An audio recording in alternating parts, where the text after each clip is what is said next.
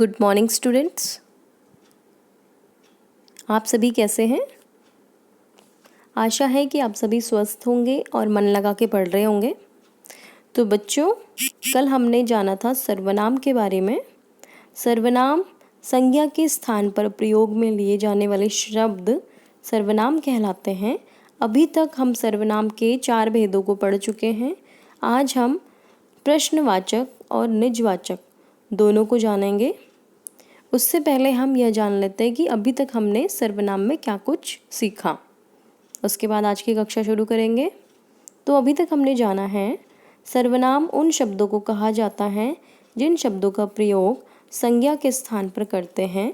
इसके अंतर्गत मैं, तुम, तुम्हारा, आप, आपका, इस, उस, यह, वह, हम, हमारा आदि शब्द आते हैं। सर्वनाम के 6 भेद हैं: पुरुषवाचक सर्वनाम, निश्चयवाचक सर्वनाम, अनिश्चयवाचक सर्वनाम, संबंधवाचक सर्वनाम। ये सब हम पढ़ चुके हैं और आज हम जानेंगे 5वां भेद प्रश्नवाचक सर्वनाम और 6ठा भेद निजवाचक सर्वनाम। तो चलिए शुरू करते हैं।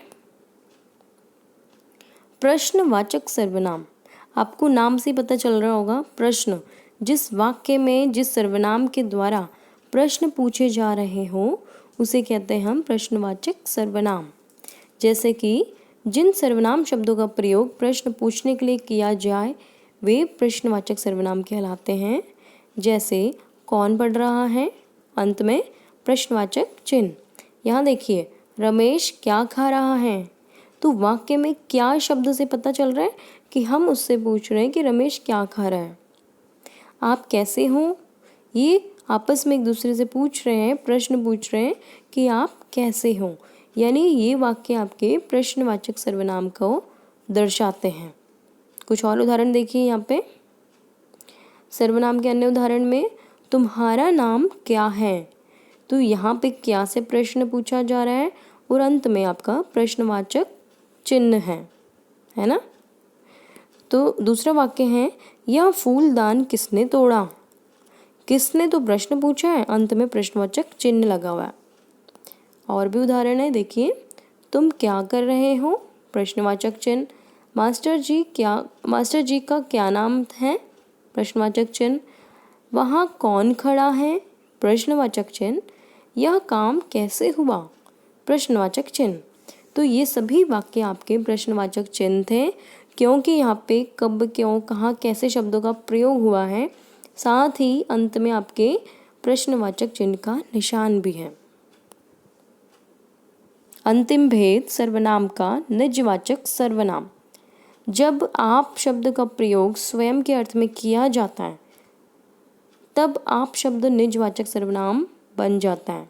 यानी निजवाचक सर्वनाम वो है जिसमें व्यक्ति शब्दों का प्रयोग अपने लिए करे, खुद के लिए करे या किसी एक व्यक्ति के लिए करे कि जो वो काम को खुद ही कर सकता है। जैसे कि मैं खुद फ़ोन कर लूँगा।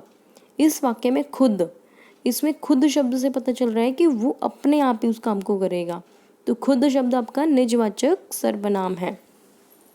निजवाचक सर्वनाम आपके व्यक्तिक रूप से होते हैं, यानी पर्सनल जो होते हैं, एक व्यक्ति के बारे में बात होती है।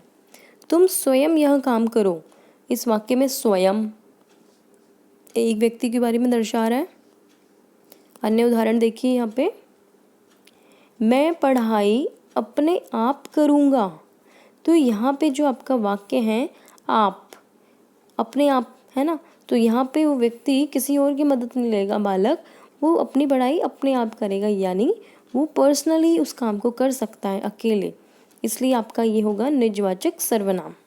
दूसरा, मैं यह काम अपने आप कर लूँगा, है ना। तो ये जो व्यक्ति काम कर रहा है वो किसी और की मदद नहीं ले रहा है और वो कहता है कि ये काम मैं अपने आप कर लूँगा। ये भी आपका निजवाचक सर्वनाम।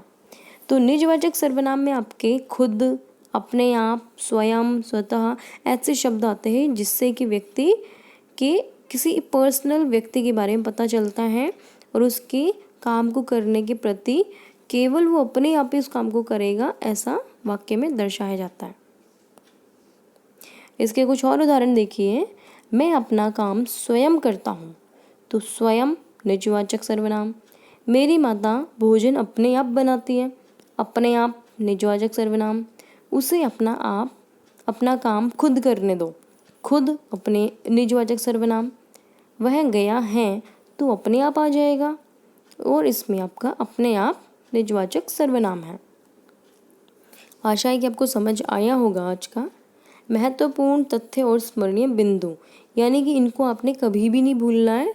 इनको हमने याद रखना है हमेशा कि संज्ञा के बदले आए शब्द सर्वनाम कहलाते हैं। सर्वनाम के 6 भेद हैं। पुरुषवाचक सर्वनाम के 3 भेद हैं, उत्तम पुरुष, मध्यम पुरुष, अन्य पुरुष।